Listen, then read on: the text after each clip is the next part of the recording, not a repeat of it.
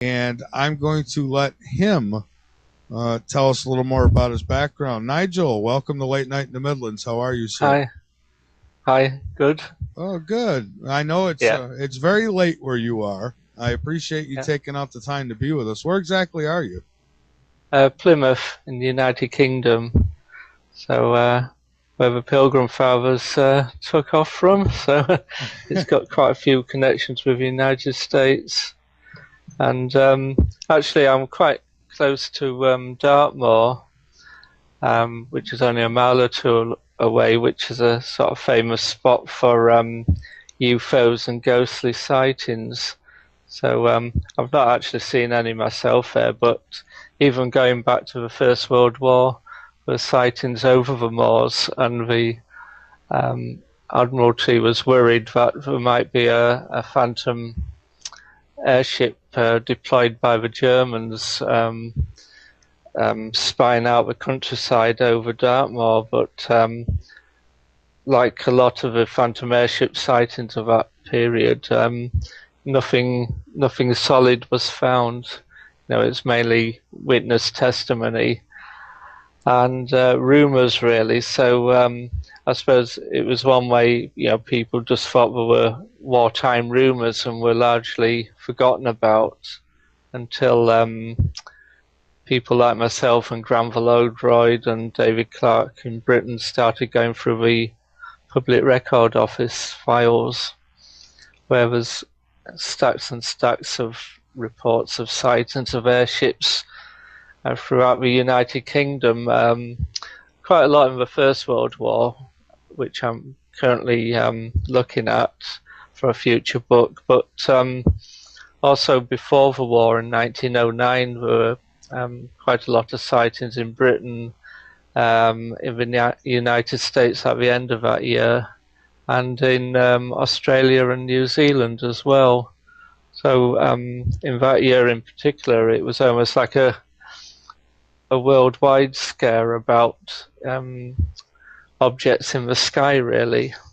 And it really was during wartime too, World War II, right? Because you had, every other country thinking that it was another country who was flying these things, like some Uh, advanced technology they may have had.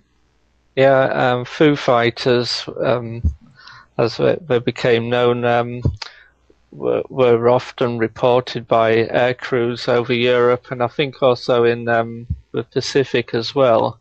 And everyone sort of thought the inventions of the opposite forces, but never after the war, nothing was found really. I know the Germans had a lot of plans for a lot of advanced aircraft, but most of them were in the prototype stages. Some of these lights might have been because they were followed aircraft. It might have been due to sort of ball lightning or static electricity or plasma balls.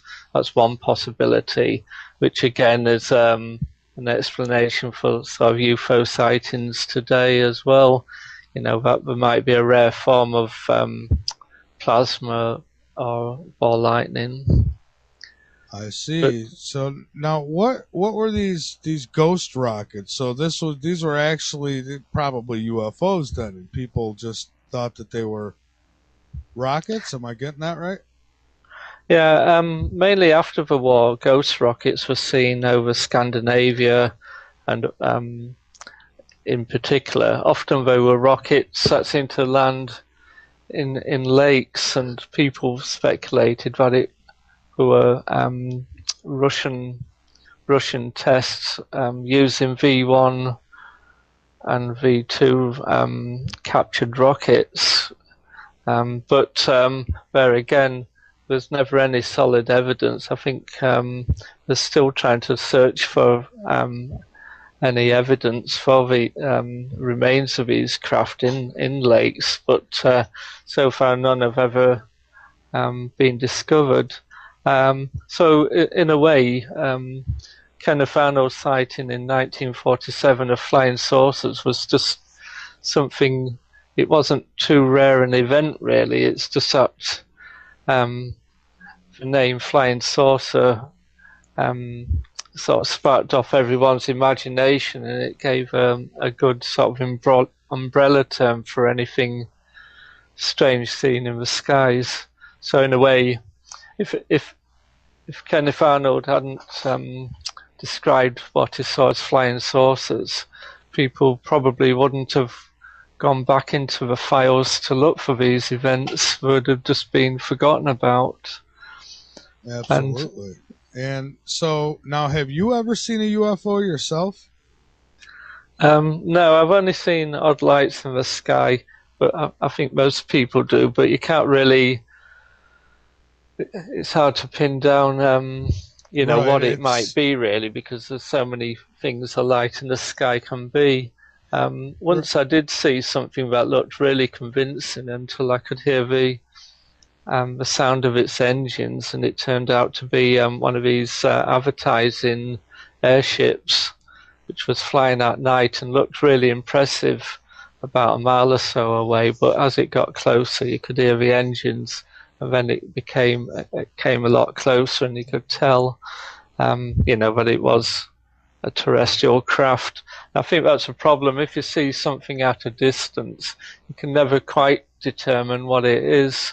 And I suppose that's a frustrating thing about UFO research, even though people can give a very good account and description of a light in the sky. You can spend ages trying to pin down what it could be, and even if you track down local Air Force bases, they don't necessarily have that information available to say whether it is a UFO or not. Right. And I really hate kind of using the word UFO or the letters UFO, and you know why? Yeah. It's because it's so wide. I mean, anything that you can't identify in the sky is really a UFO. So Exactly, I guess the real question would have been, have you ever seen strange craft? Yeah. I think that's the problem really with UFOs. Really, it covers such a wide area.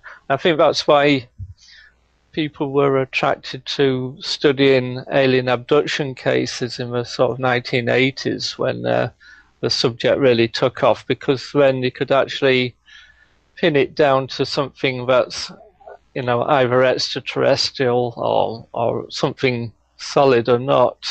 Whereas, just vague lights in the sky don't really prove anything really. Although, having said that, even a vague light in the sky could be of some form of rare phenomenon that we don't know about.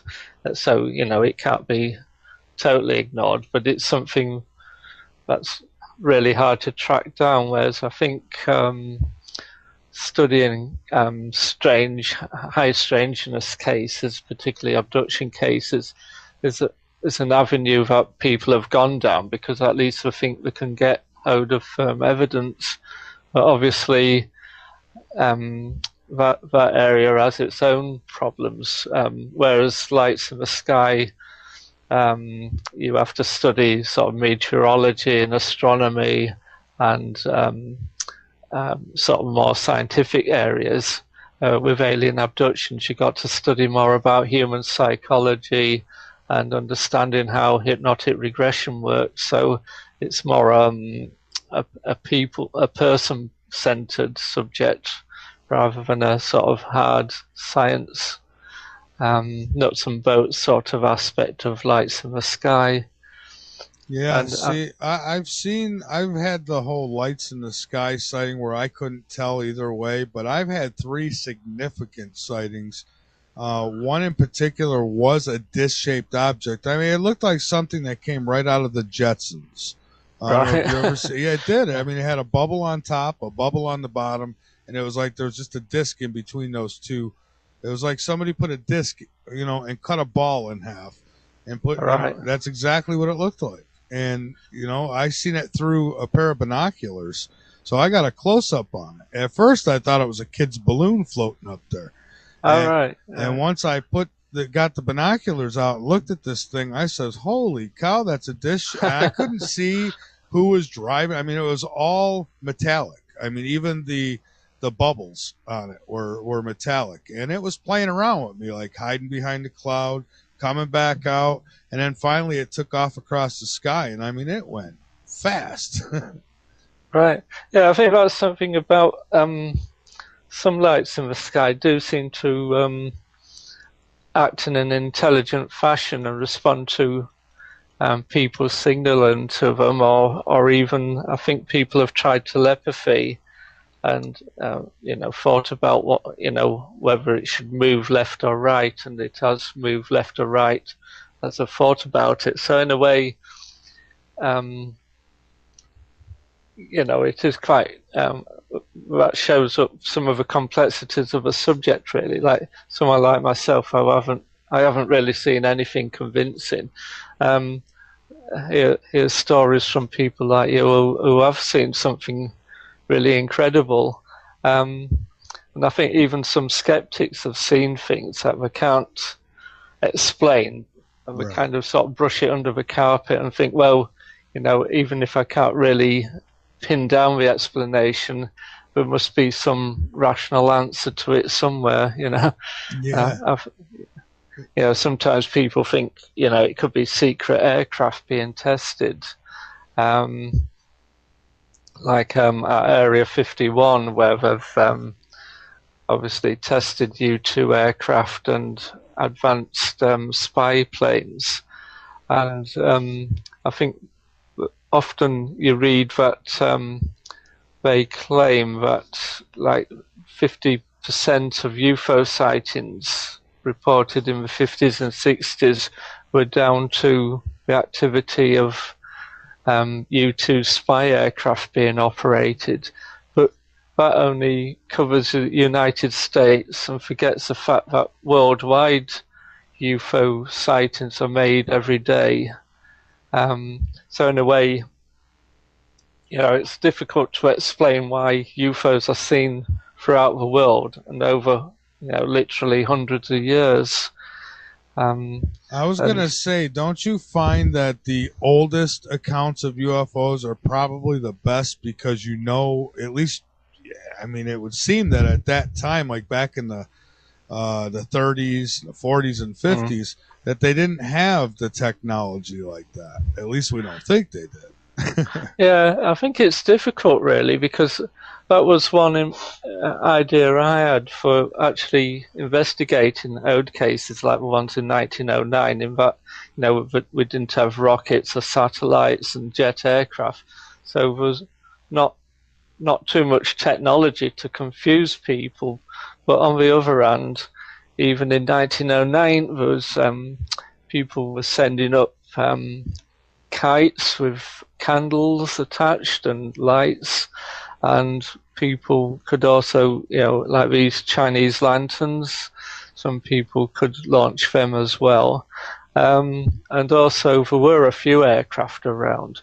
I think particularly when hundreds of people in the centre of towns often spotted airships, what they were actually watching was planet Venus, because it's very bright in the sky. And because people were already, out to look for an airship beaming searchlights down on the ground, anything bright in the sky did attract attention.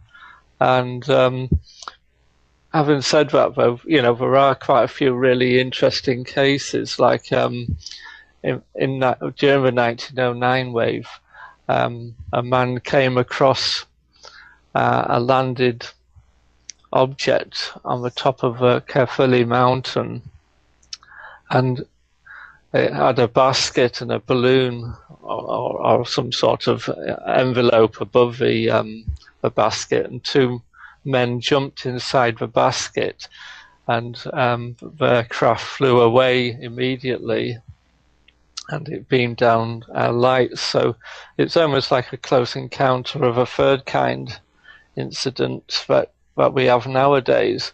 He said the two occupants spoke with a German accent, or something he couldn't understand. And even more interesting was when they looked at the site a day or so later, they found gouge marks in the ground where the craft had landed, and lots of newspaper clippings about about warfare and aircraft inventions. So it was either an elaborate hoax or something more sinister, really. So I think there are quite a few fascinating cases like that in the old newspaper files. So it's worth looking at the archives, and even now people are still coming across new reports as more people do this kind of research. That's pretty fascinating. So now, of all your investigations that you've done, I'm sure you've done a lot. Which ones, like, give me a few that really stand out and make you say this is worth the effort? Well, it's difficult, really, because I interviewed quite a few people in northern England. Often people have had really close encounters. One person in particular was Paul Bennett, who saw a 12-foot tall green robot scooping up soil samples, and he saw it with a friend of his. And what was quite interesting also is that he was very he seemed to come across a lot of other ghosts and poltergeist activity, as well as seeing UFOs in the area as well. And I think, whether you've got an explanation or not for what he saw, whether he just had an overactive imagination or not, I think it just showed that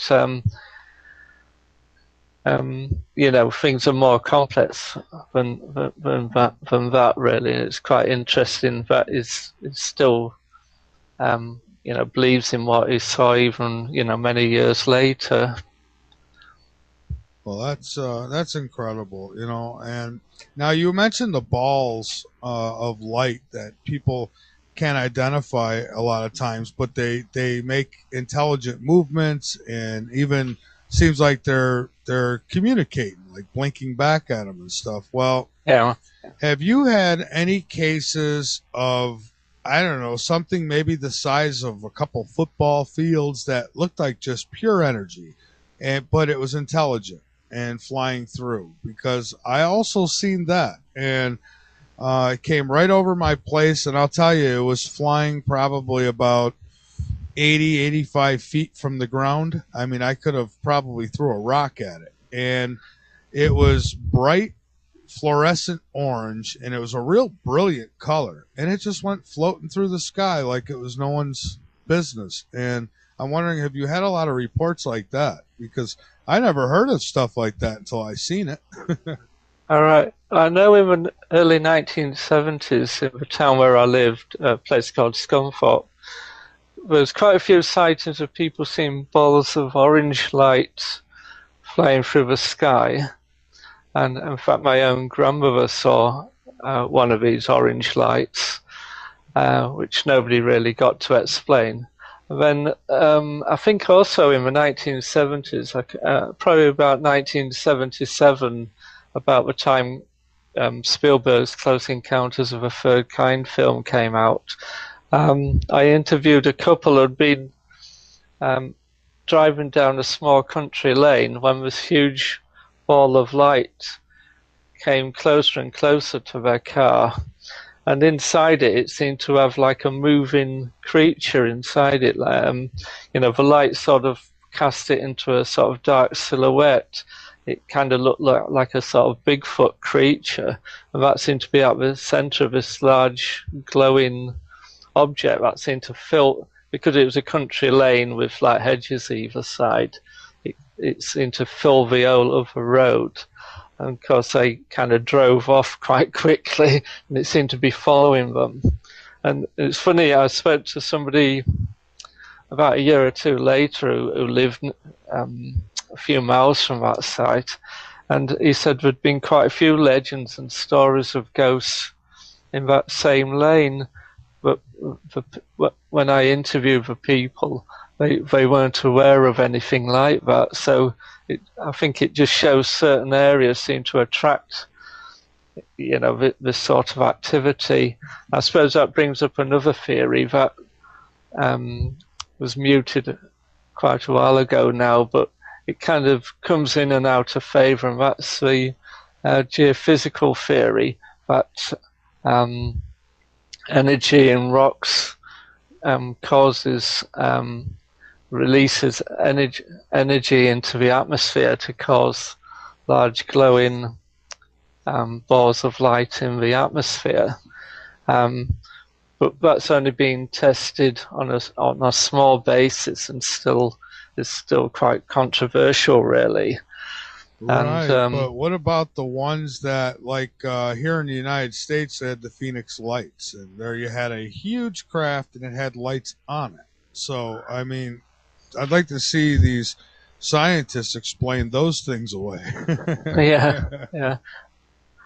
I think the thing is, though, like you were complaining about the term UFO, is that it just covers everything, and it's too large an area, really. Like, I think the problem is when a skeptic comes up with one explanation for every UFO sighting, which is obviously rubbish. You need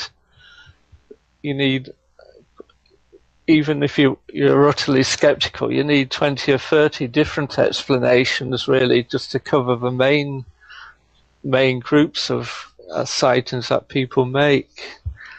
I've just published a book called UFO Investigations Manual, and in that I list all the different types of sightings people have, and also the different things that can explain different types of sightings.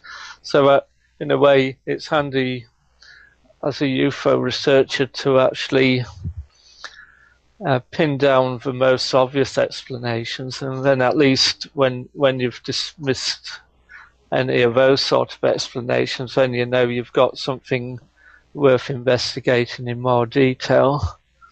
Right. Now, do you think that we'll ever be able to solve this? Because, I mean, obviously there's a lot of theories out there. I believe that nowadays, at least, that some of these crafts we see could be our own, but I don't think that accounts for all of them. I think that some of them are coming from somewhere else. Yeah, I think for me, I became interested in UFOs because of the Apollo moon landings. So it seemed obvious that if we could go to other places beyond our planet, other intelligent civilizations would try the same. So in a way, it seemed kind of obvious that UFOs would be, could be of extraterrestrial origin. And then I think John Keel came around, and Jacques Vallée came with their books, like Operation Trojan Horse, and regarded UFO phenomena as paranormal, really, and or at least from a different dimension. And in a way, that opened up different possibilities. But I think the extraterrestrial one has always been the kind of prime contender as an explanation for any sightings that aren't accounted for by any other mundane means. But I think another aspect of ufology, whether you believe in it or not, it's still quite important in the way the subject has been used by governments to often cover up events and to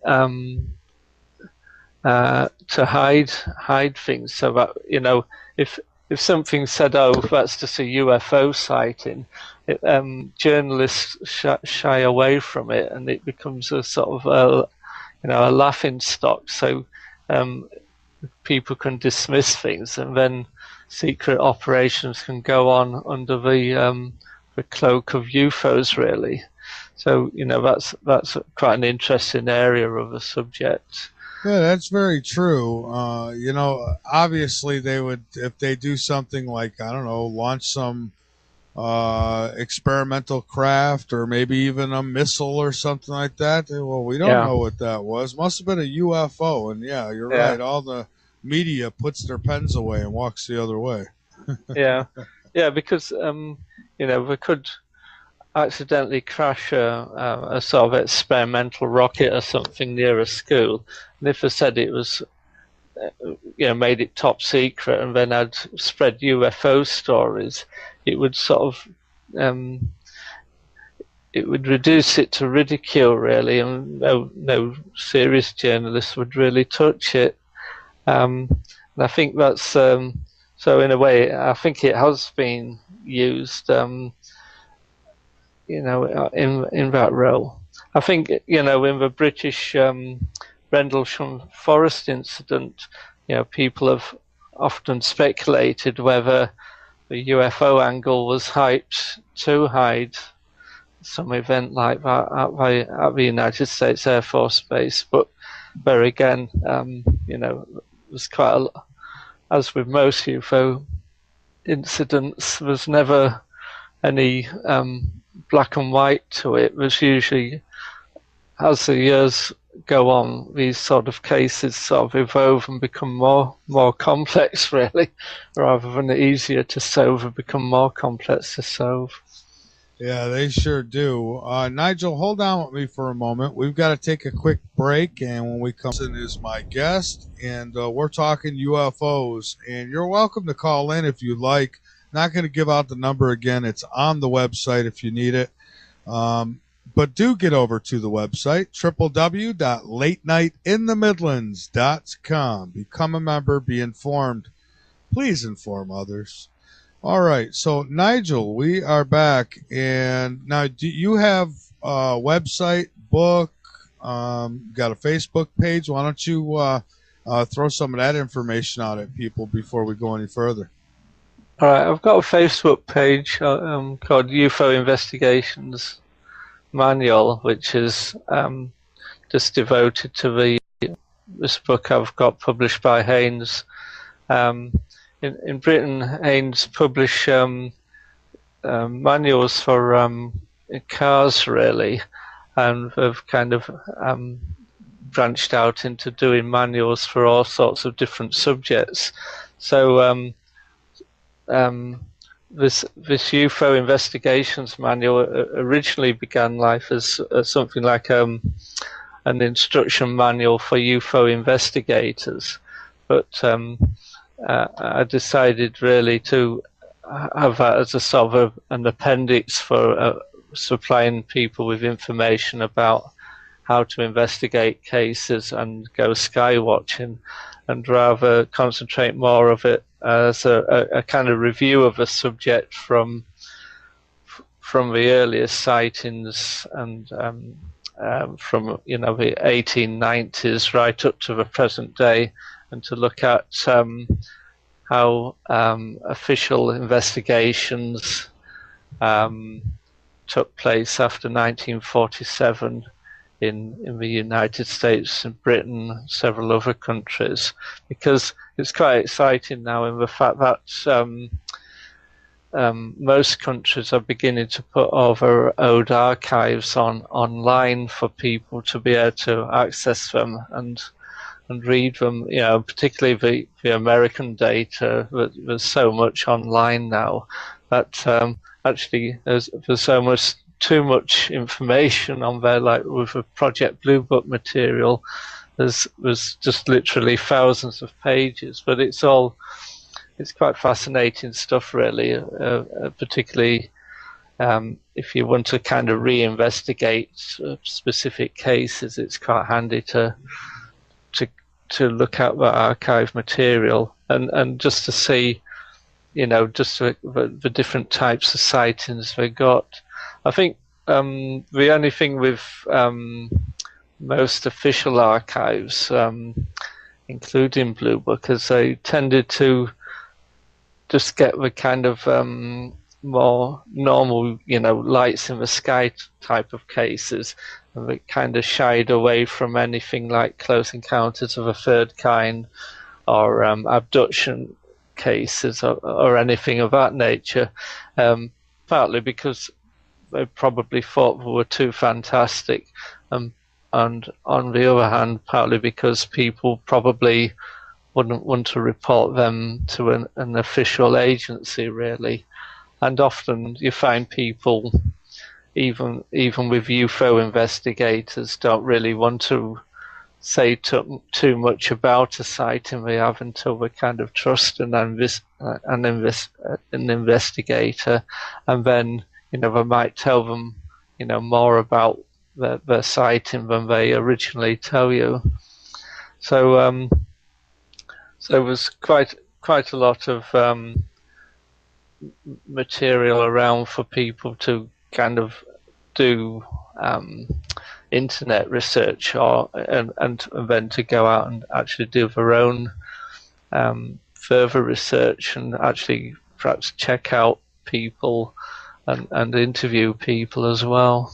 I'll tell you, Nigel, there is nothing better than being out there yourself and looking for these things. And I'll tell you, it's a great feeling when you see one. And so now, what would you recommend for people who want to go out there, want to sky watch, is there anything special they should have with them? Well, I think basically binoculars and a notebook is, a fundamental, just to note down if you see anything, and also perhaps to have a star chart as well. But nowadays things are a bit more sophisticated. In fact, it's great to have a good quality video camera that you could take video footage or and still photos with it as well. I think also some people take laptops with them so that we can look up star charts and other information while we're looking at the sky, because often things can turn up in the sky, and particularly satellites and things. So you can sort of check them out online, or with cell phones nowadays, they've often got apps which help you look at the night skies to identify, stars, constellations, planets, and can give you information about satellites as well. So in a way, all this equipment's quite handy, really, to record anything you might see. But I think another thing with sky watching as well is it's a good chance for people to sort of meet up socially and learn a bit more about the skies. Because I think if you don't look at the sky at night in particular, mainly because it's obscured by street lamps and things normally, or you're just driving along and you don't really look at the sky. There's how many things are going on there, really. It's only when you go in your back garden or somewhere really dark, you look at the sky and you realise, there's meteors flashing past, or a satellite going over, or high altitude aircraft. So there's quite a lot to see, even if any UFOs crop up or not, really. Yeah, and you're right, because when I look at the night sky, I'm able to tell the difference between a meteorite that's coming through or a satellite that's going by. But there's a lot of people that would see a satellite, and I could see how they would mistaken that for a UFO. Yeah. I think also in England we've got a place called Warminster, which had became a kind of centre of UFO activity in the mid-1960s, and we've got quite a good. There's a Cradle Hill just outside the town, which is quite handy because it's not too difficult to go, to access, and it gives a very good view of the neighbouring landscape, and so it's an ideal sort of place for sky watching. But it also is quite a bad place in the sense that often you can see lights moving around which you think are in the sky, but they're actually like car headlights, because there's little roads that are actually higher how you think where the horizon is.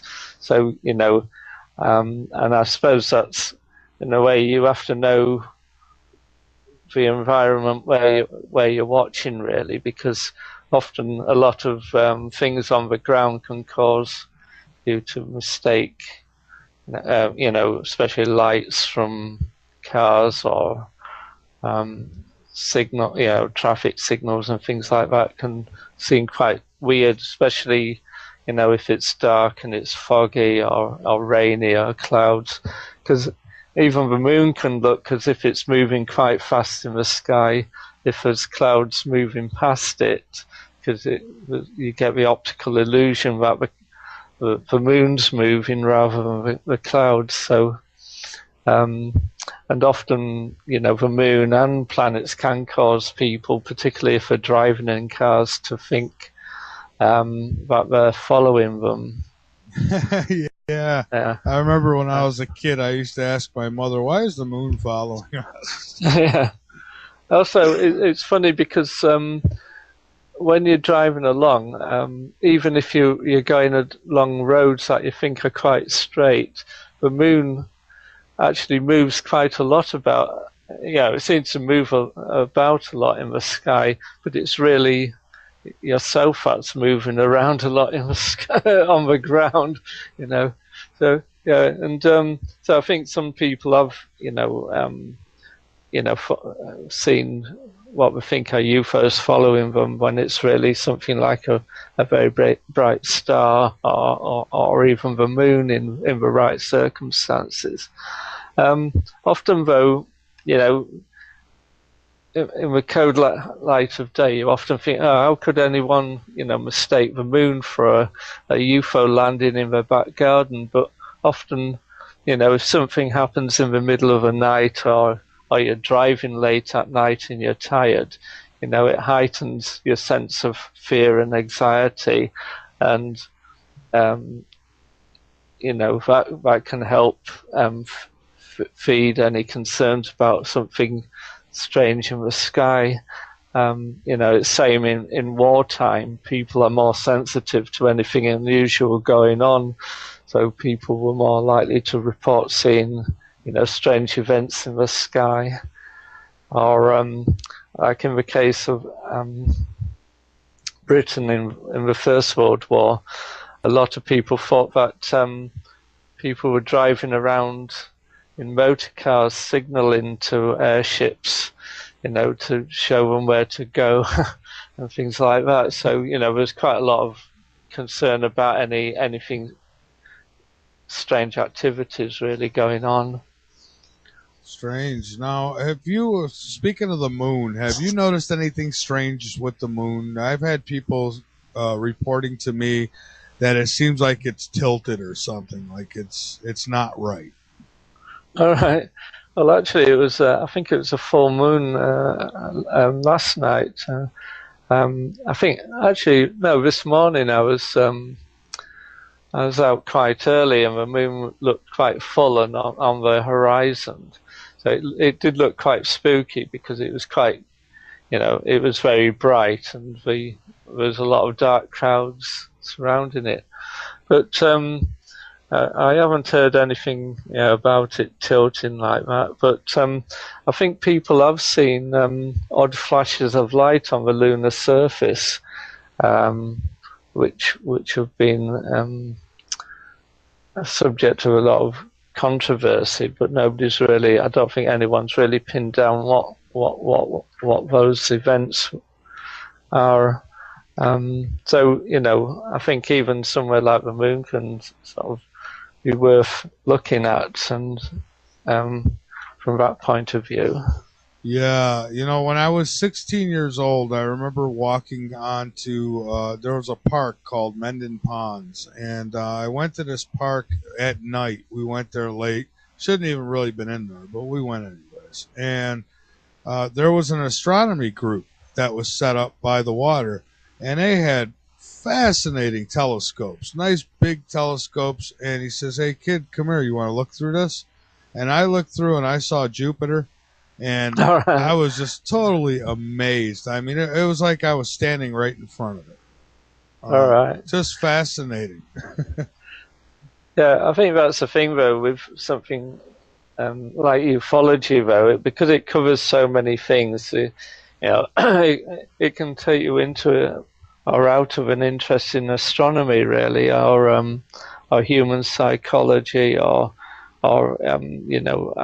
research in archives, history, folklore. It can take you in all sorts of different directions. So it does attract a lot of different people with a lot of different interests. So I think that's one of the fascinating things about ufology. And I think as well, like with my interest was kindled by the Apollo moon landings. There's a thought that it did bring about ideas about the possibility of life elsewhere. That we're not the center of the universe, and that you know other intelligences could easily exist elsewhere. Whether UFOs are actually connected with any of that is hard to say. But having said that, just because if it is alien activity, then it is actually alien, isn't it? So how can us mere humans know what an alien's motives are? Yeah, And how an exactly. alien might act, Yeah, that's true. And I tend to think that some of it is close to home. I don't know. Some people speculate about wormholes that they open up, or dimensions that they travel through, and I don't know. I look at it kind of like, I guess, 3D like, and I'd have to say, if they're aliens and they're visiting us, there's a good chance that they're somewhere close by. I mean, you don't go to Florida for vacation and not get a motel in Florida, so yeah. yeah, Yeah, so well, that's another thing, in that if the aliens have even only been visiting us since 1947, then we've already kind of taken up semi-residence here, haven't we? But the speculation there is, there's things like people think there's like places where there's a high intensity of UFO activity might be because there's like wormholes in space or portals, that are at these locations that allow these entities and UFOs to come through at either at certain times on different cycles of activity, which is quite an interesting sort of speculation, really. But the thing is, people have suggested, like that aliens have been visiting us from, for thousands of years probably, and so they might actually just be living in a parallel universe with us, or some sort of parallel dimension, and that we're as much a part of us as oxygen and other elements of our environment. yeah, I would agree. Again, it's unknown. However, there's a lot of theories out there. Somebody's going to be right one of these times, I guess. But I have talked to abductees, and I've talked to several of them. And I guess when I think about abductees, the one that comes to mind that really was fascinating, and I believe 100%, was Travis Walton. And Right, yeah. and so I'm wondering, what's your take on abductions? And I mean, what do you make of the whole thing? What do you think's going on there? Some are Um, not true, I know, but so how about? yeah. Yeah, it's got. I suppose you have to go back to the sort of the original one, Betty and Barney Hill case, which is a particularly good one because it involved two people rather than just relying on one person's testimony. But even there, it becomes quite complicated because they'd obviously discuss what had happened between them before they even underwent hypnotic regression, and so and the stories do sort of collaborate each other at certain points, but at other points, we obviously go off at a slight tangent. So, but I think the whole thing about um, the the alien abduction subject, I suppose, is the fact that there again, there are lots of different explanations for them. Things like false memory syndrome and sleep paralysis, and other psychological explanations for them. But something like the Betty and Barney Hill case occurred when we were driving through the countryside and experienced missing time when we arrived home. So, in a way, we couldn't have experienced sleep paralysis as we were driving along the countryside, really, not without crashing. um, and so, there is no battery of sort of, explanations for abduction cases, but I think some of them, like Travis Walton's, it's quite a difficult one to actually explain. And yeah, what stands out with me with that one is that it seemed like most of the guys didn't like each other. They just kind of worked together, and they all have an account of seeing this craft and seeing it zap Travis. And at the same time, I mean, they've all took lie detector tests, and some of them took 3 of them or 4 of them, and they've passed them. And I could see one guy being really good at getting through the lie detector test, but all of them, that's amazing. I think, also with a group of people like that, you'd think at least one would break ranks if it was a hoax. But they have stuck to the story through thick and thin, really, haven't they? So I think that's, that is a particularly good case, and that, and also the film Fire in the Sky is a pretty good example of a sort of UFO movie, roughly based on the facts of the incident as well. I think as well with abduction cases that have occurred in Britain as well, people have often experienced quite profound behavioural changes afterwards.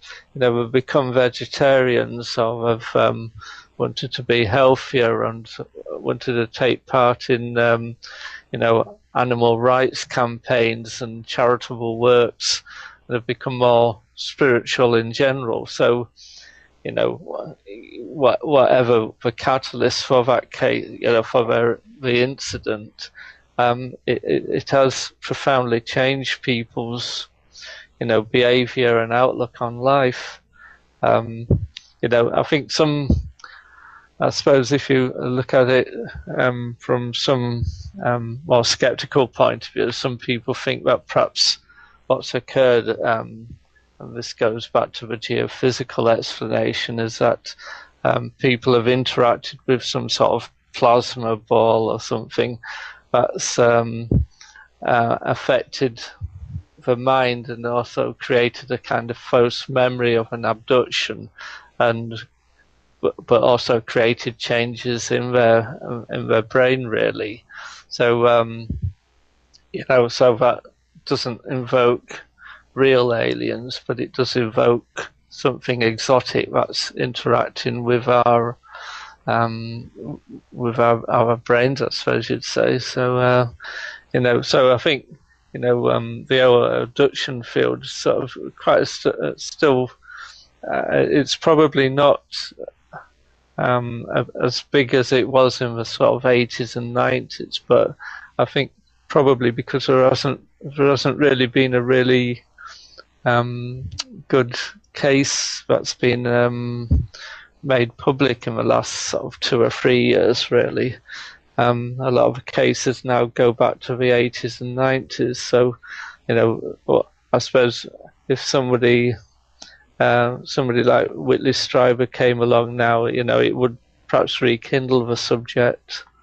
Yeah, I think so. And I've talked to many of them, a lot of people who claim to be abducted. And, a lot of the stories are similar, I guess. I had one woman who was excited about it, thought it was great, and they impregnated her and all that good stuff. And she had no problem with it. She felt she was doing her part. But I think that some of these abductions, because some of these people who may not have been abducted, but even if they have, they really believe they were. And so I'm thinking, why not a government black op project? I mean, they've got enough of them, right? That would maybe they abduct people, and maybe they make them think that they've been abducted with some kind of mind control or something. Yeah. It's hard to say. Yeah, I think that that is a distinct possibility with some of these cases. And there's a lot of disinformation being spread, through people having rather strange abduction experiences. I think somebody said that one of the earliest cases in Brazil might have been created by some sort of secret American operation where the person thought they'd been abducted inside a UFO, but really was taken into an American helicopter where he's subjected to either drugs and brainwashing. That was the famous Villas-Boas case, where he said he'd been kind of raped by a space woman. So that is a possibility, really. But I think, quite a lot of abduction cases do involve sleep paralysis, because often people report seeing aliens at the bottom of a bed and things like that, which is quite a common aspect of that sort of thing. It's a sort of process between between sleeping and waking, and so it's almost like a physiological state, but it heightens anything that you see visually, but paralyzes the body. So you get the sort of concept of bedroom invaders, really. But there again, I suppose that with the Betty and Barney Hill case, they did have certain features of it that seemed to indicate more than just some sort of trance state occurred, because I think they had Barney's shoes had been scuffed on the toes, and Betty's dress had certain sort of strange markings left, or substances left on them. So there was a few indications there that something more than a dream occurred. But the problem is nobody's ever really come back with any really good tangible evidence, really, have they? That's a problem, Some of it's, like even photographs are not.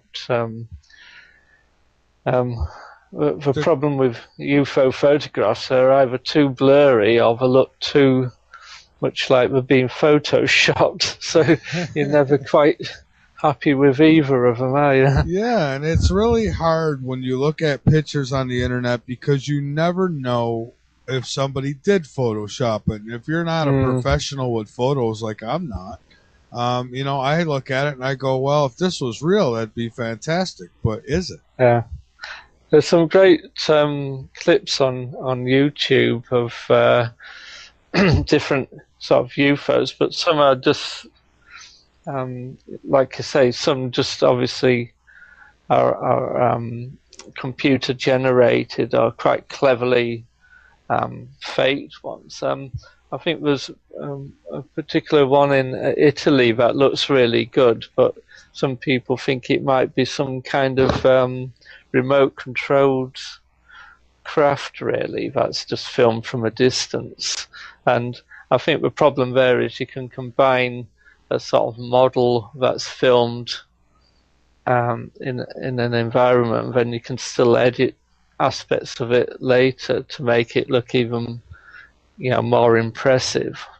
But even quite crude fakery can look quite convincing, really. I think, like George Adamski, the famous contactee, his pictures are sort of world famous, but they don't look really much more than a sort of like a car hubcap, really. But so Yeah, absolutely. And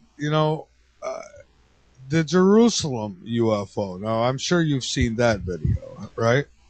In Israel, I think it was, and yeah, it came over some temple or something like that. I don't remember the whole story behind it, but I seen the video, and there's no denying that something came from the sky, hovered over, and then a big flash of light came, and it's like in the blink of an eye, it just went up straight up into the sky and disappeared. All right. Amazing stuff. So when you see things like that, something's definitely going on, and I definitely know what I seen wasn't an imagination, and it was intelligent. But what was it, and who was controlling it? I have no idea. No, I think that's the thing. A lot of people have actually, like the abductees or just eyewitnesses to things. They know they've seen something quite important and strange. So even if you come up with several explanations, people are never quite comfortable with them, because often they don't explain what that person felt and really saw, really. And often explanations can only cover 50% of a sighting report, really. and often, like with a Kenneth Arnold sighting, what triggered the whole subject. When I was writing this latest manual, really, I kept coming across different explanations for it. One say it's a flock of pelicans, another that it was reflections off the top of the mountain tops. There's a suggestion there might have been prototype aircraft, and so even the skeptics aren't really singing from the same hymn sheet, really. So we might say, oh well, UFOs don't exist, but then they come up with not even the skeptics can really agree amongst themselves what the explanation is for say a famous case like that. So there's that ambiguity, isn't there, always with ufology. That's why it's still, the subject is still quite fascinating, and just looking at clips on the internet can be quite interesting, just from a point of view of what are you actually watching? Is it something real? Is it fake? Or is it just something, if a person's convinced it's something strange, but it could be it could be something more mundane that you're seeing from a weird angle. Because often, if you're filming with a video camera, you can actually zoom in and out on a sort of, say, the moon or something, if it's out of focus, and make it look like it's a moving light in the sky, can't you? So yeah, exactly. So yeah, and that's why when I see really good videos, I try to get a hold of whoever put the video out, and I try to track it back to who took the video, but it don't normally work out too well. You just could never get a hold of the people who filmed it. And back in the old days, I guess I could say, we had film. You can go back to negatives and things like that. Yeah. Now with digital, it's really tough to tell, and it's a shame, because there are a lot of hoaxers out there who put stuff out there. But I watch a lot of videos. I watch these UFO videos, and I pay attention to the person's reaction, because I know what my reaction was. I pay attention to background stuff and just any little glitches that I could find. And, it helps, but that still doesn't tell me for sure if it's real or if it's fake. I think that's the thing, though, with something like any sort of evidence that relates to ufology. You have to kind of try to go back to the source to actually talk to the witnesses, or and particularly with photography, is to find out. It's easy for someone just to post, any footage on YouTube or wherever, and remain anonymous. There's a particular clip I was interested in that I mentioned in my book, but if you look at it, it's been posted 2 or 3 times at different places with different explanations of where it was actually filmed and what the source of it was. So you can never quite, it becomes a sort of smoke and mirrors, really, where you keep seeing the same images with different captions and descriptions. So in the end, you're not sure where it's actually come from, or whether somebody's just deliberately done that, or whether it's just got randomly posted in a rather sloppy fashion. Now, do you still do investigations today? I mean, you're still out on the field investigating reports? Not as much as I used to do. At the moment, I'm working on a book on World War One UFO sightings, which is just based on the archive and newspaper research. So that's one area I've gone into. But I still talk to a few people who've had UFO experiences. Only recently, I've spoken to somebody who's an artist, and every now and again, he in his unconscious, he kind of visits what he calls an alien zoo, and in this alien zoo or alien museum, he keeps seeing all these different exhibits of different weird entities and things, and so it's quite fascinating there that is actually done these illustrations of things that he thinks are projected to him by some sort of alien forces. And that's something I've done quite a lot of, speak to different people of, so they've had sort of like telepathic communications with aliens, and often they come up with quite a lot of interesting information, but whether it's something real or not, I suppose it's down to what your own viewpoint on the subject is.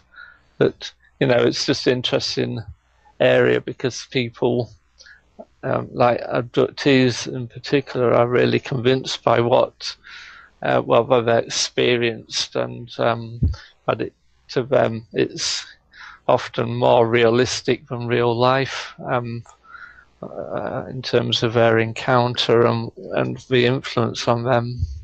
Right. Now, a couple other videos that I have seen is, and you might have seen these, I don't know the titles of them, but an actual alien that was captive. I know it wasn't in America, it was in another country. It might have been Russia or somewhere. And and they were looking at the alien through the camera through a peek hole in the room that they had this thing in. And I'll tell you what, if that's a hoax, then they spent some good bucks to do it, because I mean, this, whatever it was, it looked real. And unless it was government with some Hollywood stuff, I could see that. But for like an average like you or me to do that hoax, we would have had to take out a second mortgage on the home or something. Right. Yeah. It's like, well, I haven't seen that, but there's still the old alien autopsy footage from Roswell, isn't there? Which, I suppose has been regarded more as a hoax. Yeah, and the best in the film industry says they could not duplicate that today. I think it still looks. It looks good because I've seen some other company do a kind of reproduction of it, but it just looks like a reproduction of an autopsy without it hasn't got the authenticity that the Roswell one seemed to have. Whether you think it's true or not, it still was very, very well done. And although it's kind of gone under a cloud in the last few years, it's still quite an interesting footage because nobody's really pinned it down that much. I think that often happens with UFO cases, and that they've become sort of worldwide sensations. Then it only needs one or two people to come up with some sort of rational explanation, and then the kind of bubble bursts, and then everything's forgotten about it. And often ufology does hop from one area to another, really. 1 minute it's Roswell, then it's alien abductions, then it's then it's some brand new theory, and then it'll so it does switch about a lot. And obviously with the internet you get far more generation of new rumors, really. And often like today I was just looking at the internet, and often you come across some stories that were sort of generated 2 or 3 years ago that kind of passed you by at the time. So all these little rumors can still be lurking out there, can't they?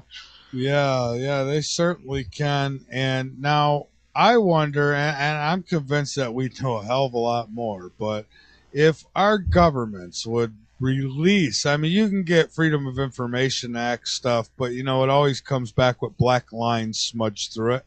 If they would come clean, do you think we'd have the answers? Do you think we'd know? Do you think they know, I guess, is the question. Yeah, I think that's a tricky one because there are so many different government departments. So some departments might have some knowledge about one area and then some about another area, and not actually share that information. I think at the heart of it, I don't think anyone really does have any real answers.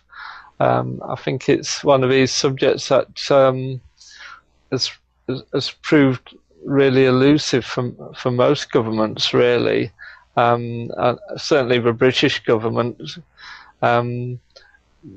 didn't know how to react to the subject and mainly deferred to the American studies. So they kind of thought, well, if the Americans think it's important enough to study, we'll study it. But if the Americans think it's not worth doing, we won't bother doing it either.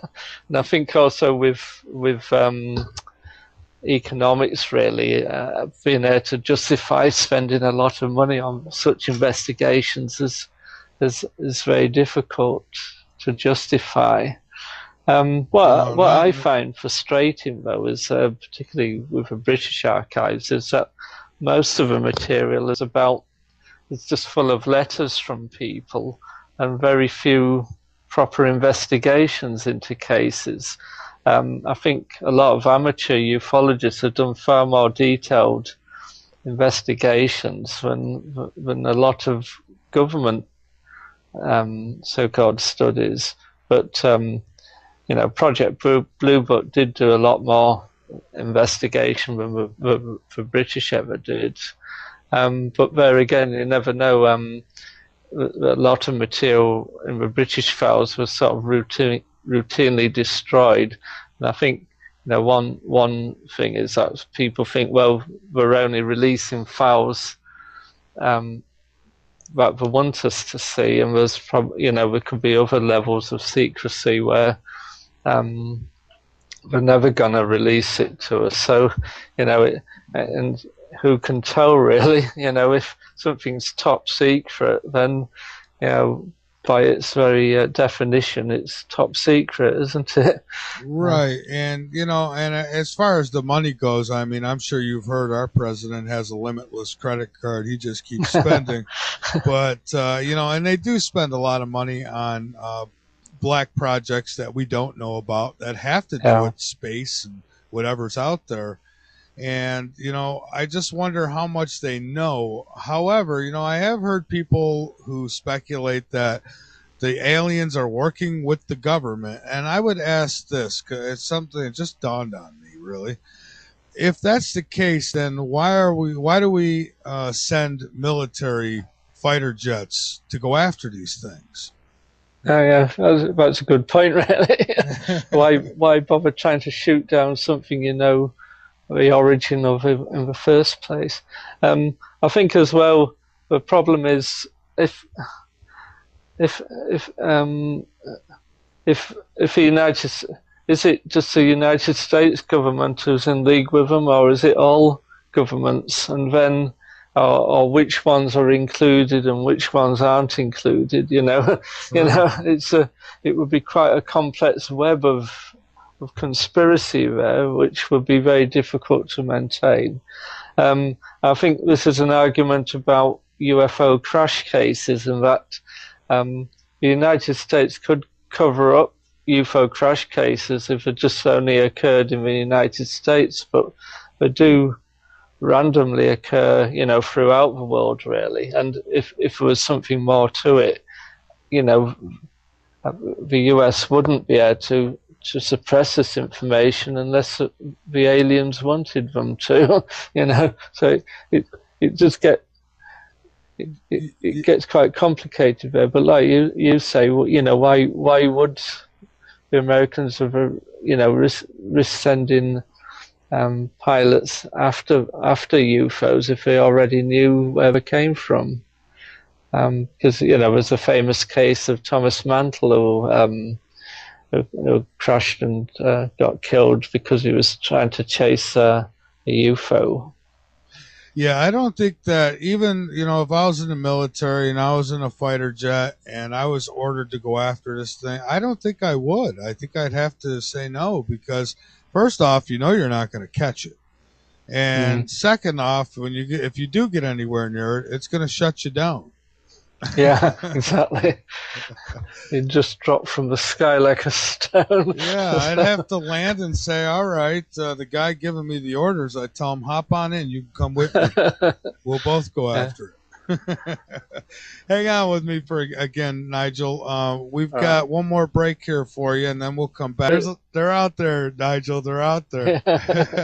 well, actually, that's interesting, though, from a UFO context, in that in the 1950s, we had contactees like George Adamski, who was probably the best known one, but quite a few people came out of a woodwork to say that they'd actually encountered UFOs and met with their pilots and had all these trips inside flying saucers. Like George Adamski famously said he had a trip to the moon and back, before the Apollo astronauts ever got anywhere near the moon.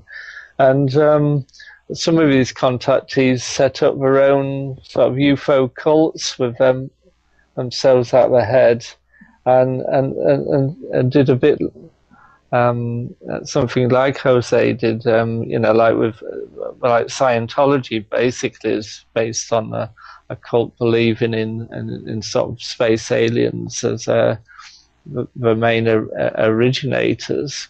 And the Ethereal Society was another one that was set up in Britain originally from somebody who believed that he'd had contact with aliens, really. So there's these quite a few sort of cults have been set up, around contact with aliens, really. But usually, it's the main contactee is a person who's able to who has all the contacts and then passes on the knowledge to his followers. I think the most tragic consequences of that was like the Heaven's Gate cult, where they committed mass suicide, thinking that a spaceship was was about to visit the planet, and that they committed suicide in the belief that they'll be reincarnated on board the spacecraft.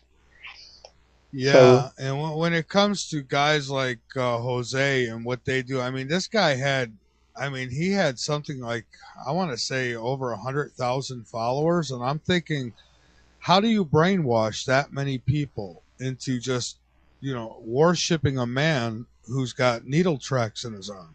Ah, right, it's yeah, just amazing, amazing. But you find them in all fields too. Yeah, there were people. I mean, just wait if they ever pull off a Project Bluebeam type of event. Can you imagine how many people are going to be taking their lives? And mm, yeah, it's sad that people won't stick around to see what happens. yeah. I think with something like Heaven's Gate, though, is the fact that you've only got a sort of handful of people, but like say, a lot of these things can actually snowball where you do have thousands of followers. So it can be quite dangerous in the sense that we can get kind of out of control, really, and Oh, lose track of reality, really. I think that's a problem with a lot of cults, that they cut themselves off with connections to other groups and larger society. So they do become dependent on what their leaders say, and then become literally followers, and will literally commit suicide when instructed to, which is quite shows the level of kind of commitment they have to the followings oh yeah, and the they're belief systems, really. sure. I mean, there's so many fakes out there right now that have such huge followings that it just amazes me, and that's why we never get to the truth because too many of the people, they're just, I guess, sheep. They're led to the slaughter. Yeah. It's sad, but it's so true. I want to give you an opportunity here in the last 20 minutes with you to get out any information that you'd like, websites, books, maybe something that we haven't touched on that you'd like to touch on. But wherever you'd like to take us is fine with me. Um, it'd be handy, to mention my UFO Investigations Manual because that's my latest book, Great. and the fact I quite enjoyed writing it because I was able to go back through, my favourite topics of, the sort of evolution of a subject through the different historical scares that we've spoken about, and then, but also there's quite a lot of little backroads and different areas of ufology, like the actual entities people encounter. Like with the contactees, they often met aliens who look just like us. Often, George Adamski met, Venusians who were what we now call the Nordic type. They have a long blonde hair, and yet nowadays the abductees mainly come across, the so-called greys, that were depicted on like the cover of Communion, with a large almond-shaped eyes, very small nose and lips, and huge cranium. So even over the last few years, the sort of the image of aliens has evolved, really, and people have also seen robots and winged entities like Mothman, ghosts, and or even sort of being aware of invisible entities and shape shifters. So I think, besides UFOs changing shape in terms of how the witness regards something modern, like, in 1909, an airship was, at the cutting edge of technology. So a light in the sky was interpreted as a searchlight from an airship, whereas a light in the sky now will be interpreted as a light from a spacecraft or interdimensional craft or something. So, in a way, these things often change according to the witnesses' perceptions and the sort of social setting we're in. But I think also that people, even with the greys, different witnesses see different types of greys. Yeah, I think so too. And I don't know when it comes the grays now. I guess some people say that they're machines, mechanical, All and right. others say that they're real as you and me. I don't know. I have to say that this though, if they ever want to come down and have a chat with me, I'm all for it. But if they ever abduct me and they're unable to keep me under control, I'm going to have grays and headlocks. And then, of course, you've got reptoids and insectoids and different versions of creatures. Like the reptoids are almost like dinosaur-like creatures, and so there's a praying mantis type, insect type creatures that people say they've encountered as well. So, they've encountered giant aliens, and then particularly in South America, they've encountered hairy humanoid dwarfs. So, really the aliens have covered quite a big spectrum of characters, really. And like I say, some people think there might be sort of biological machines even, or sort of android type things. I think in the works of John Keel, often he recounts stories of men in black, and the men in black don't seem to be able to know how to behave properly and act in a very strange fashion. Almost like they don't know what it's like to be a human being. It's almost like something that's taken over a human-like body but doesn't know how to control it properly, which is quite a good it's quite a kind of frightening horror film type concept. But John Keel seemed to come up with quite a lot of stories like that, and I suppose that's another area of ufology, this question of men in black who are coming to kind of suppress the evidence, which again comes back to things of sometimes it's actual government officials who have actually done this, and other times the men in black are not associated with any official body. Sometimes they're just ufologists who are mistaken for being men in black, and other times it might be people's imaginations. But there again, Hollywood has enjoyed using images and ideas from ufology to make big blockbuster movies, haven't they?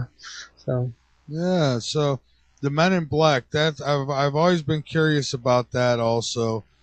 I believe that they're real. I don't know, some people describe them as non-human, and I've always thought they were just some part of some alphabet agency and maybe a mixture of off planet, on planet, and they come to you and say, hey, you didn't see anything. Well, I don't know. I think some have actually been probably Air Force personnel who probably just wanted perhaps people might have mistakenly come across sort of secret aircraft testing or something like that, or and sometimes I think the problem is now, because the subject is so well known, people could easily go and wind up somebody by doing that, and so I think the problem is, as time goes past and people become more aware of the subject, it's harder to know whether people are either consciously or unconsciously drawing on what they've already know about from Hollywood movies and things like that. But I think the Men in Black thing there again, it's a bit like UFOs themselves. There's multiple explanations for them, and so one explanation doesn't fit all. And there again, if you look back at historical material, there's actually Men in Black cases, way back in folklore, and in the 1909 airship scare. There was an incident where somebody saw something that appeared to drop from an airship and land on the beach, and the next day it was recovered by government agents from the Royal Navy who came and interviewed him and took the evidence away, much like Men in Black do today.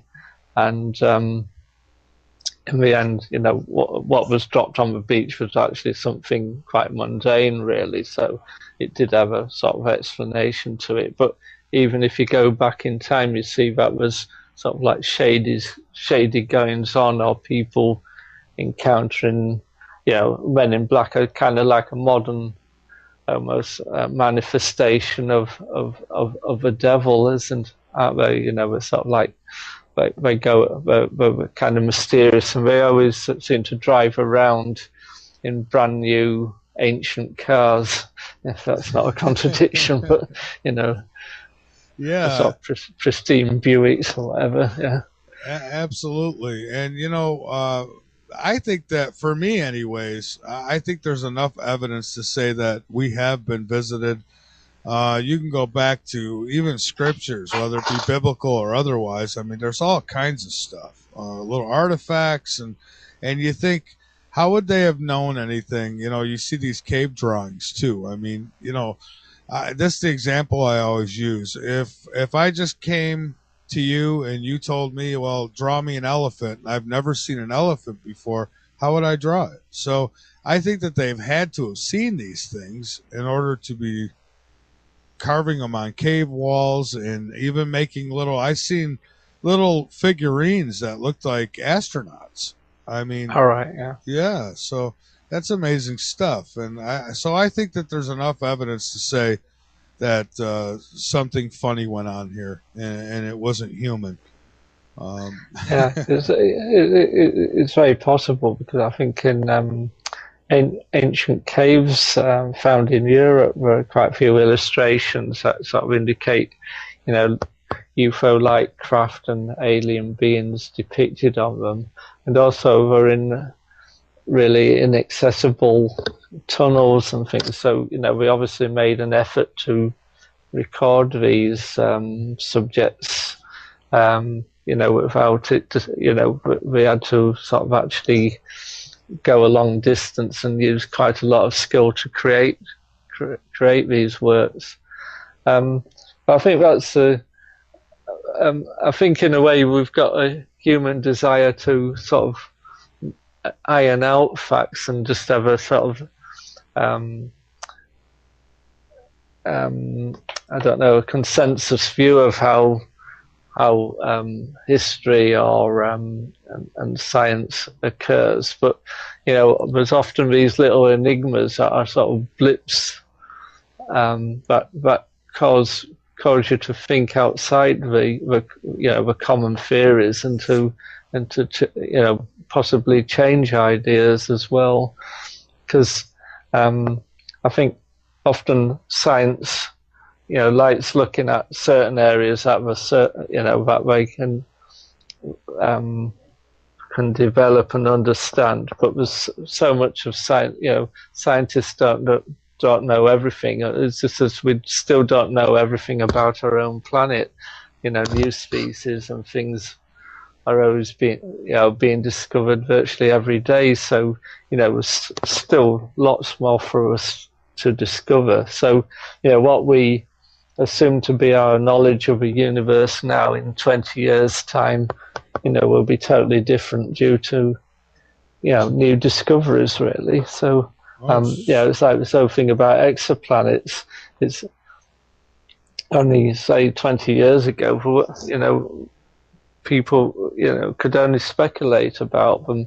Now with our with spacecraft and better observation techniques, we're now aware that, that most stars do have planetary bodies orbiting them, and that was probably millions that are in the habitable zone that would enable life like ours to evolve.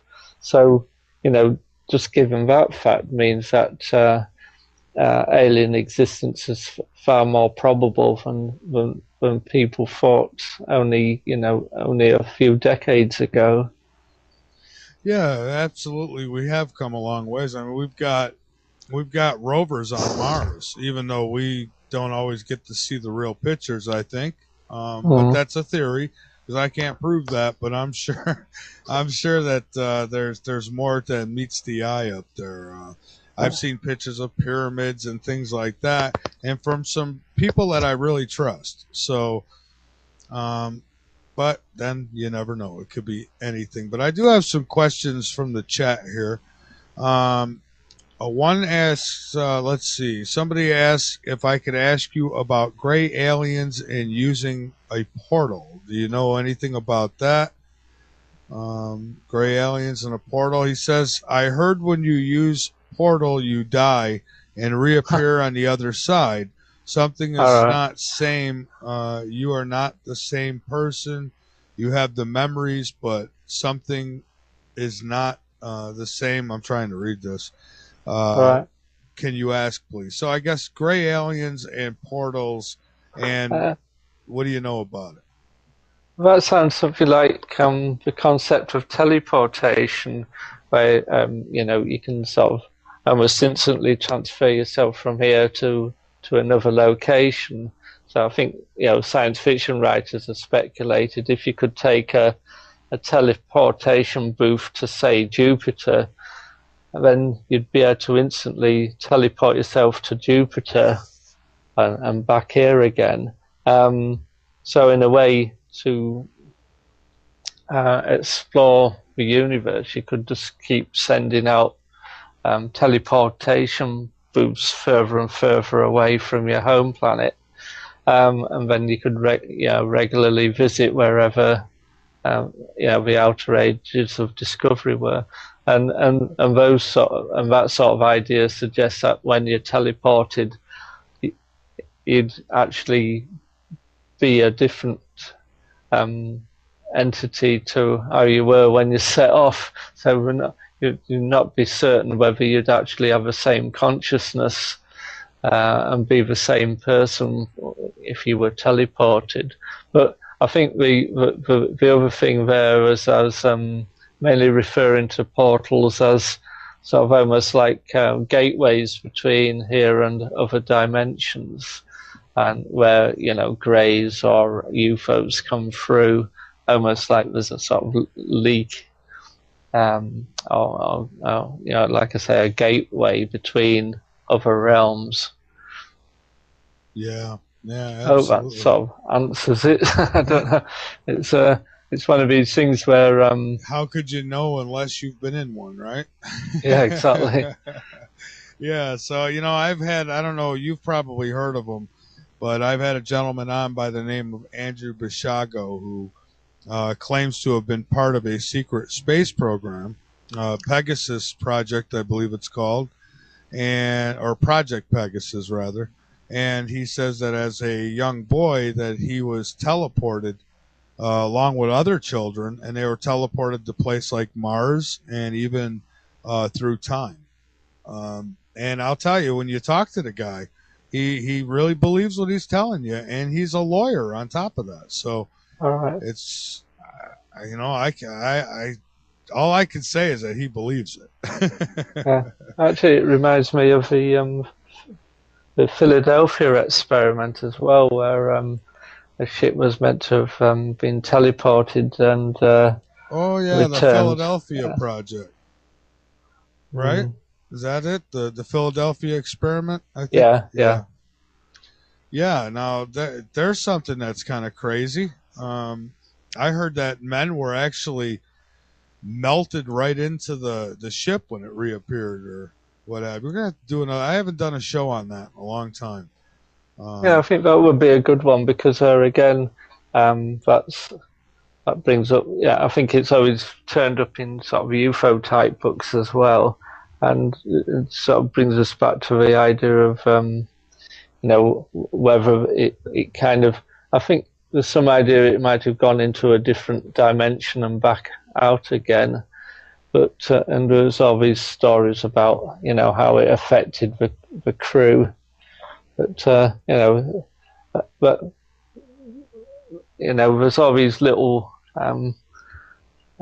outlets of ufology. Really, that ufology opens out to all sorts of different areas, doesn't it? Yeah, yeah, it sure is.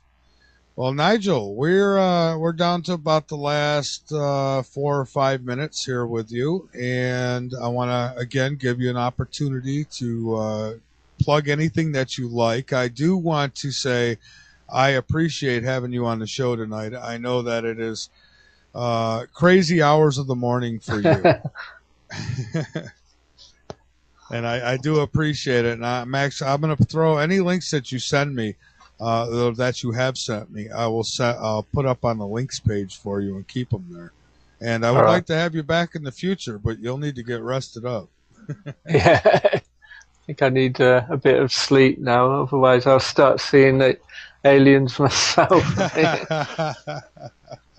Absolutely.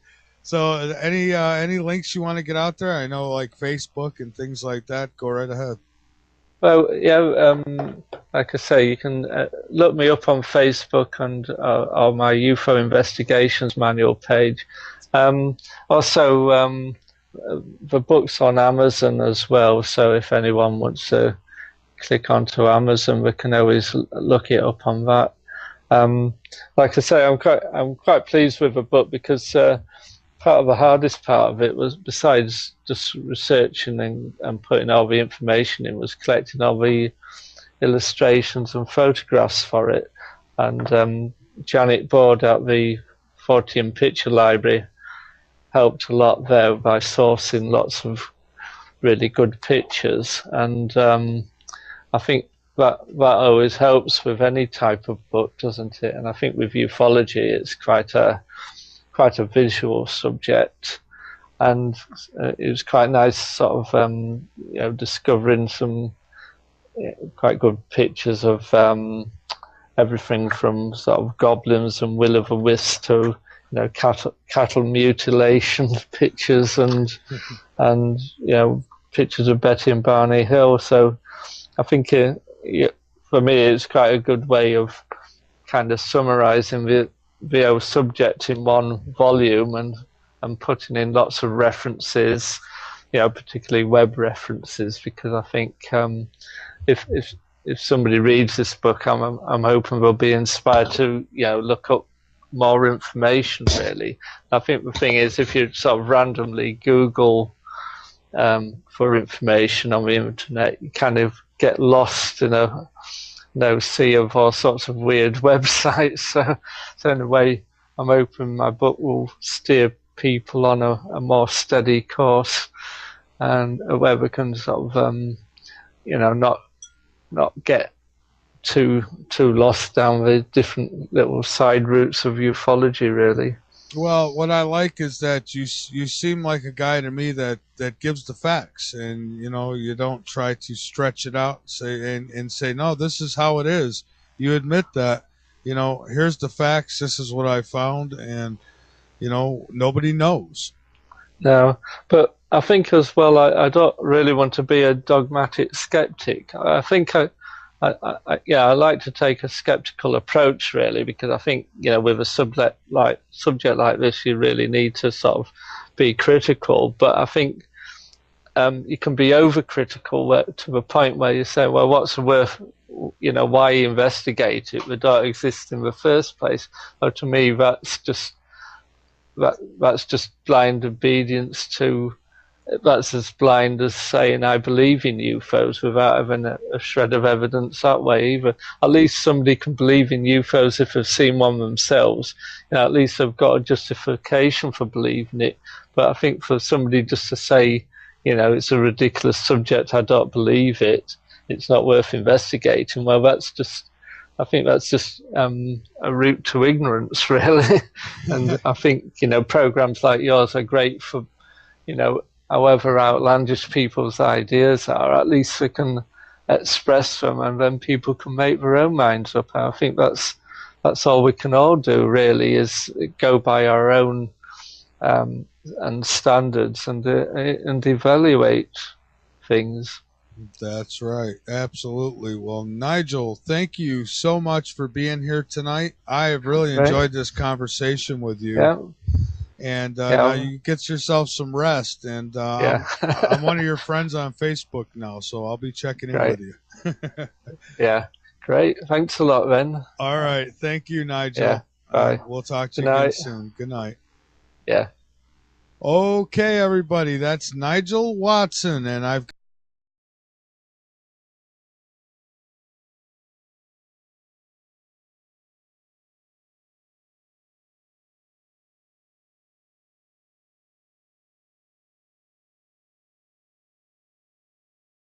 and I'm going to let him tell us a little more about his background. Nigel, welcome to Late Night in the Midlands. How are you, sir? Hi. Good. Oh, good. I know it's very late where you are. I appreciate you taking out the time to be with us. Where exactly are you? Plymouth in the United Kingdom. So where the Pilgrim Fathers took off from. So it's got quite a few connections with the United States. And actually, I'm quite close to Dartmoor, which is only a mile or two away, which is a sort of famous spot for UFOs and ghostly sightings. So I've not actually seen any myself there, but even going back to the First World War, there were sightings over the moors, and the Admiralty was worried that there might be a phantom airship deployed by the Germans spying out the countryside over Dartmoor, but like a lot of the phantom airship sightings of that period, nothing solid was found. It's mainly witness testimony and rumours, really. So I suppose it was one way, people just thought there were wartime rumours and were largely forgotten about until people like myself and Granville Oldroyd and David Clarke in Britain started going through the Public Record Office files, where there's stacks and stacks of reports of sightings of airships throughout the United Kingdom. Quite a lot in the First World War, which I'm currently looking at for a future book, but also before the war in 1909 there were quite a lot of sightings in Britain, in the United States at the end of that year, and in Australia and New Zealand as well. So in that year in particular, it was almost like a worldwide scare about objects in the sky, really. And it really was during wartime too, World War II, right? Because you had, every other country thinking that it was another country who was flying these things, like some advanced technology they may have had. Yeah, Foo Fighters, as they became known, were often reported by air crews over Europe, and I think also in the Pacific as well. And everyone sort of thought the inventions of the opposite forces, but never after the war, nothing was found really. I know the Germans had a lot of plans for a lot of advanced aircraft, but most of them were in the prototype stages. Some of these lie, and because people were already, out to look for an airship beaming searchlights down on the ground, anything bright in the sky did attract attention. And having said that, though, there are quite a few really interesting cases, like during the 1909 wave, a man came across a landed object on the top of a Caerphilly mountain, and it had a basket and a balloon or some sort of envelope above the basket, and two men jumped inside the basket, and the craft flew away immediately, and it beamed down lights. So it's almost like a close encounter of a third kind incident that we have nowadays. He said the two occupants spoke with a German accent, or something he couldn't understand. And even more interesting was when we looked at the site a day or so later, we found gouge marks in the ground where the craft had landed, and lots of newspaper clippings about warfare and aircraft and aircraft inventions. So it was either an elaborate hoax or something more sinister, really. So I think there are quite a few fascinating cases like that in the old newspaper files. So it's worth looking at the archives, and even now people are still coming across new reports as more people do this kind of research. That's pretty fascinating. So now, of all your investigations that you've done, I'm sure you've done a lot. Which ones, like, give me a few that really stand out and make you say this is worth the effort? Well, it's difficult, really, because I interviewed quite a few people in northern England. Often people have had really close encounters. One person in particular was Paul Bennett, who saw a 12-foot tall green robot scooping up soil samples, and he saw it with a friend of his. And what was quite interesting also is that he was very he seemed to come across a lot of other ghosts and poltergeist activity, as well as seeing UFOs in the area as well. And I think, whether you've got an explanation or not for what he saw, whether he just had an overactive imagination or not, I think it just showed that and even if you track down local Air Force bases, they don't necessarily have that information available to say whether it is a UFO or not. Right, and I really hate kind of using the word UFO or the letters UFO, and you know why? Yeah. It's because it's so wide. I mean, anything that you can't identify in the sky is really a UFO. So exactly, I guess the real question would have been, have you ever seen strange craft? Yeah. I think that's the problem really with UFOs. Really, it covers such a wide area.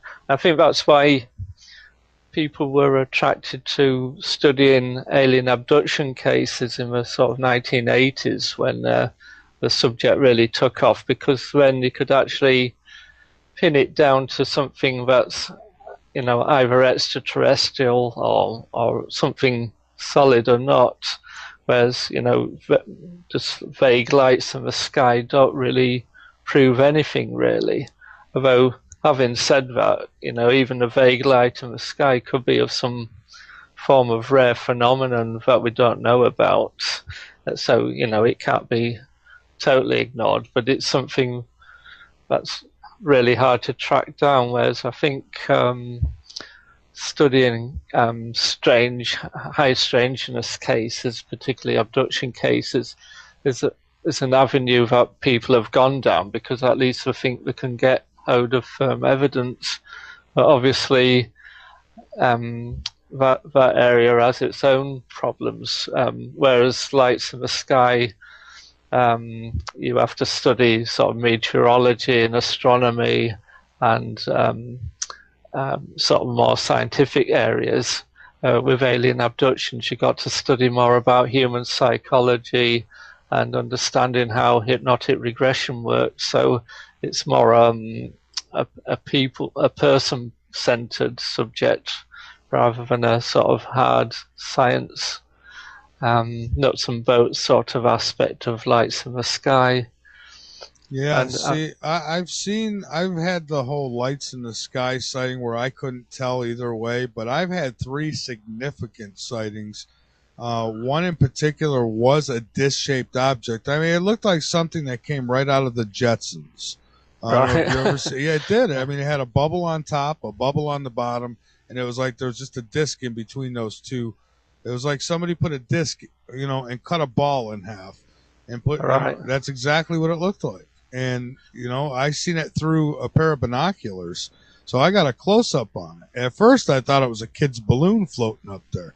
All right. And once I got the binoculars out and looked at this thing, I says, "Holy cow, that's a dish!" And I couldn't see who was driving. I mean, it was all metallic. I mean, even the bubbles on it were metallic, and it was playing around with me, like hiding behind the cloud, coming back out, and then finally it took off across the sky, and I mean, it went fast. Right. Yeah, I think that's something about lights might have been because we were followed aircraft. It might have been due to sort of ball lightning or static electricity or plasma balls. That's one possibility, which again is an explanation for sort of UFO sightings today as well. That there might be a rare form of plasma or ball lightning. I see. So now, what were these ghost rockets? So these were actually probably UFOs then, and people just thought that they were rockets. Am I getting that right? Yeah, mainly after the war, ghost rockets were seen over Scandinavia, and in particular, often they were rockets that seemed to land in lakes, and people speculated that it were Russian tests using V1 and V2 captured rockets, but there again, there's never any solid evidence. I think they're still trying to search for any evidence for the remains of these craft in lakes, but so far none have ever been discovered. So in a way, Kenneth Arnold's sighting in 1947 of flying saucers was just something. It wasn't too rare an event, really. It's just that the name flying saucer sort of sparked off everyone's imagination, and it gave a good sort of umbrella term for anything strange seen in the skies. So in a way, if Kenneth Arnold hadn't described what he saw as flying saucers, people probably wouldn't have gone back into the files to look for these events. They would have just been forgotten about. Absolutely. And so now, have you ever seen a UFO yourself? No, I've only seen odd lights in the sky, but I think most people do. But you can't really. It's hard to pin down, right, what it might be, really, because there's so many things a light in the sky can be. Once I did see something that looked really convincing until I could hear the sound of its engines, and it turned out to be one of these advertising airships, which was flying at night and looked really impressive about a mile or so away. But as it got closer, you could hear the engines. And then it came a lot closer, and you could tell, that it was a terrestrial craft. I think that's a problem. If you see something at a distance, you can never quite determine what it is. And I suppose that's a frustrating thing about UFO research, even though people can give a very good account and description of a light in the sky. You can spend ages trying to pin down what it could be. Some lights in the sky do seem to act in an intelligent fashion and respond to people signaling to them, or even I think people have tried telepathy and thought about what whether it should move left or right, and it has moved left or right as I've thought about it. So in a way, it is quite that shows up some of the complexities of a subject, really. Like someone like myself, I haven't really seen anything convincing. Here's stories from people like you who have seen something really incredible. And I think even some skeptics have seen things that they can't explain, and they kind of sort of brush it under the carpet and think, well, even if I can't really pin down the explanation, there must be some rational answer to it somewhere. Sometimes people think it could be secret aircraft being tested, like at Area 51, where they've obviously tested U-2 aircraft and advanced spy planes. And I think often you read that they claim that like 50% of UFO sightings reported in the 50s and 60s were down to the activity of U-2 spy aircraft being operated. But that only covers the United States and forgets the fact that worldwide UFO sightings are made every day. So in a way, it's difficult to explain why UFOs are seen throughout the world and over, literally hundreds of years. I was going to say, don't you find that the oldest accounts of UFOs are probably the best because at least, it would seem that at that time, like back in the 30s, the 40s, and 50s, that they didn't have the technology like that. At least we don't think they did. Yeah, I think it's difficult, really, because that was one idea I had for actually investigating old cases like the ones in 1909, in that we didn't have rockets or satellites and jet aircraft, so there was not too much technology to confuse people. But on the other hand, even in 1909, there was people were sending up kites with candles attached and lights, and people could also, like these Chinese lanterns, some people could launch them as well. And also there were a few aircraft around. I think particularly when hundreds of people in the centre of towns often spotted airships, what they were actually watching was planet Venus, because it's very bright in the sky.